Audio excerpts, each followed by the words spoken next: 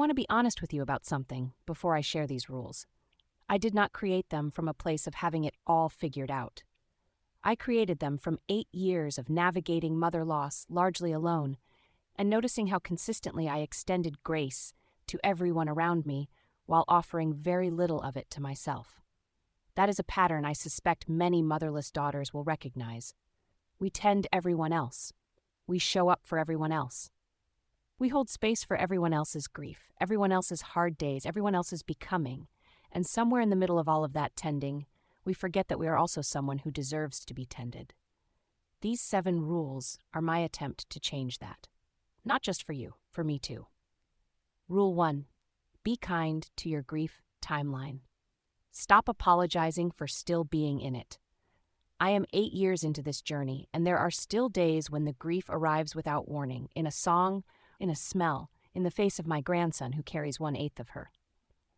The world has a timeline for grief that has nothing to do with the actual experience of it. Your grief moves at the pace of your love, and your love has no expiration date. Give yourself the same patience you would give anyone else navigating the most significant loss of their life. Rule 2. Be kind to your body.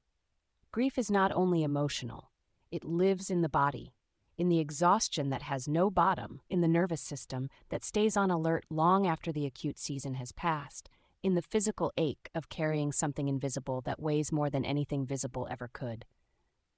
Tend to your body the way you would tend to someone you love deeply. A warm soak, a moment of intentional stillness. Something that says to your body, I know what you have been carrying. You are seen. Rule 3. Be kind to your boundaries. The people you released after your loss were not mistakes. The standards you now hold are not too high. The access you revoked was not cruelty. Grief has a way of clarifying exactly what you are worth, and exactly who understands that worth. Protecting your peace after loss is not something to apologize for. It is one of the most honest and necessary things you can do for yourself. Honor the boundaries grief taught you to build. They exist for good reason. Rule 4. Be kind to your good days. This one is important, and I want to say it clearly. You are allowed to have a good day. You are allowed to laugh until it hurts. You are allowed to feel genuine joy without immediately feeling guilty about it. A good day is not a betrayal of her memory. It is the fullest possible honoring of the life she wanted you to live. She did not raise you to grieve forever. She raised you to live. Let yourself do that, fully and without apology, on the days when living feels possible. Rule 5. Be kind to your blank days. Not every day will be a feeling day. Some days the grief goes quiet and you go quiet with it, and you function beautifully and feel almost nothing and wonder if something is wrong with you. Nothing is wrong with you. The blank days are your nervous system resting from something it has been carrying for a long time. They are not evidence that you have stopped loving her. They are evidence that your body is wise enough to know when to pause. Let the blank days be what they are. They will not last forever. Neither will the heavy ones. Rule 6. Be kind to your becoming you. Are not who you were before you lost her. That woman existed in a world where her mother was still in it. This woman, the one reading this right now, has survived something that changed her permanently. That change is not a diminishment. It is an expansion. The woman you are becoming is more knowing, more clear, more intentional, and more fiercely herself than the one who went in. Stop measuring yourself against who you were before the loss. That is not the right measuring stick anymore. Rule 7.